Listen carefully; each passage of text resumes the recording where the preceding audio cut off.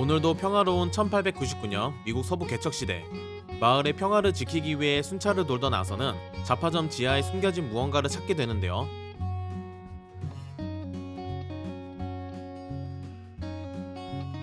지하에 무엇을 숨겨놨는지 확인하기 위해 가게 주인에게 협조를 부탁해보기로 합니다. Not so fast. Basement. I want to see what you got cooking down there. That ain't nothing. Just a little batch of white lightning to warm the old bones. Take me down there. Now! 알고 보니 잡화점 주인은 지하실의 밀주 양조장에서 만든 밀주로 몰래 돈을 벌고 Show me where the 있었는데요. money is. I ain't gonna ask you twice. Okay, okay. There's a loose brick in the wall by the still. You don't need to take it all. You keep your mouth shut. Men like you make me sick. You think you can take whatever you want. I work hard, God damn you. I'm sorry. I'm just upset, you know. I sweated for hours down here to make that money. Well, please, stay back. 그런데 왜 이렇게 숨어서 술을 만들어야 했을까요? 이유는 바로 돈 때문이었습니다. 1862년 미국 정부는 남북전쟁 자금을 마련하기 위해 위스키에 막대한 세금을 부과했는데요. 위스키 1갤런을 만드는 원가보다 세금이 몇 배나 더 비쌌습니다. 가난한 농부들 입장에서 세금을 다 내고 정식으로 술을 팔면 거의 남는 게 없을 정도였죠. 결국 농부들은 세금을 내지 않기 위해 몰래 술을 만들게 되었는데요. 술을 증류하려면 불을 피워서 끓여야 했기 때문에 만약 숲속 한가운데서 낮에 불을 피우면 연기 기둥이 하늘로 솟구치면서 세금 징수원들에게 자신의 위치를 알리는 꼴이 돼버렸습니다.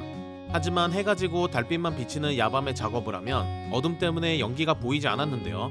달빛 아래서 몰래 만드는 술이었기에 문샤인이라는 이름이 붙여졌습니다. 하지만 정부의 눈을 피해 급하게 만들다 보니 품질 관리는 엉망일 수밖에 없었는데요. 당시 사람들은 밀주를 마시면 창자가 썩어 들어간다고 해서 로트것이라고 부르기도 했습니다. 그런데 사람들은 이렇게 맛없는 술을 왜 사서 마셨던 걸까요?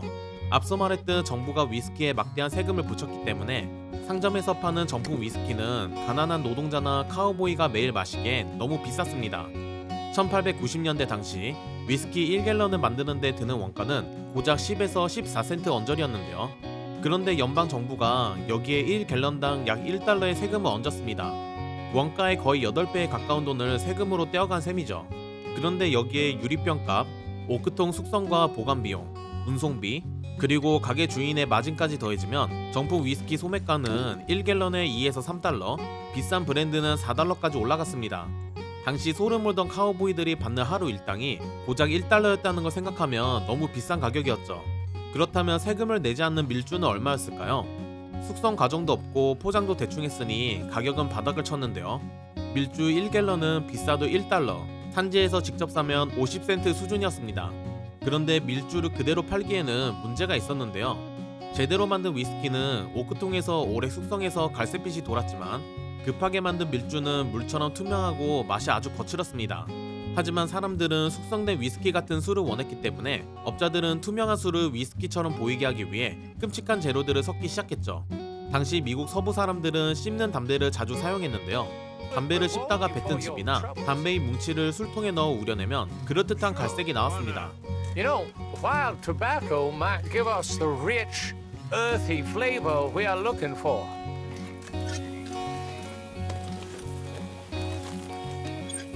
상처 소독약으로 사용되었던 요오드를 넣어 붉은 갈색을 내기도 했고 심지어 낡은 가죽 신발을 삶아서 색을 우려내기도 했습니다. 그런데 돈을 더 벌고 싶었던 업자들은 밀주에 물을 타서 양을 늘리기도 했는데요. 당연히 술은 밍밍해지고 도수는 떨어질 수밖에 없었지만 업자들은 이를 해결하기 위해 아주 참신한 재료들을 밀주에 넣었습니다. 충격적이게도 그 재료 중에는 화약가루도 있었는데요. 밍밍해진 밀주에 화약을 섞어서 마시게 되면 목구멍이 따끔거리고 화끈한 느낌을 주었다고 합니다. 사람들은 이 화끈한 느낌을 도수가 높아서 그런 것이라고 착각하며 마셨죠. Well, ain't so tasty, but dang if I don't get a prickly feeling. Real sharp. 그 밖에도 테레빈유라 불리는 송진으로 만든 페인트 희석제도 사용했는데요. 테레빈유 특유의 톡 쏘는 냄새와 맛이 마치 독한 술을 연상케 하여 자주 사용되곤 했습니다. 물론 모든 밀주업자가 이렇게 미친 술만 만들었던 건 아니었는데요. 일부 업자들은 역한 알코올 냄새를 잡기 위해 과일을 넣기도 했습니다. 가장 흔히 사용되었던 과일은 바로 복숭아였죠. 밀주통에 복숭아를 썰어 넣고 며칠 묵히면 달콤한 향이 알코올 냄새를 중화시켜줘서 인기가 좋았습니다. 그리고 숲에서 쉽게 딸 수 있는 블랙베리, 라즈베리 같은 베리류의 과일들을 으깨 넣기도 했는데요. 이렇게 만들어진 술은 예쁜 붉은색이나 보라색이 되어서 고급 술처럼 보이게 해줬습니다. 그런데 게임이나 만화에서 보면 밀주를 담은 병들은 대부분 도자기 항아리 병으로 묘사되는데요. 1899년 서부의 도로 사정은 그야말로 엉망진창이었기 때문에 마차에 얇은 유리병을 실었다가는 도착하기도 전에 다 박살이 날 수 있었습니다. 그래서 당시 밀주업자들은 유리 대신 도자기 항아리를 애용했죠. 그런데 이 도자기 항아리에 라벨 대신 칼로 어떤 표시를 새겨 팔았는데요. 바로 X자 표시였습니다. 만화나 게임에서도 가끔씩 X자가 적힌 술병을 볼 수 있는데요.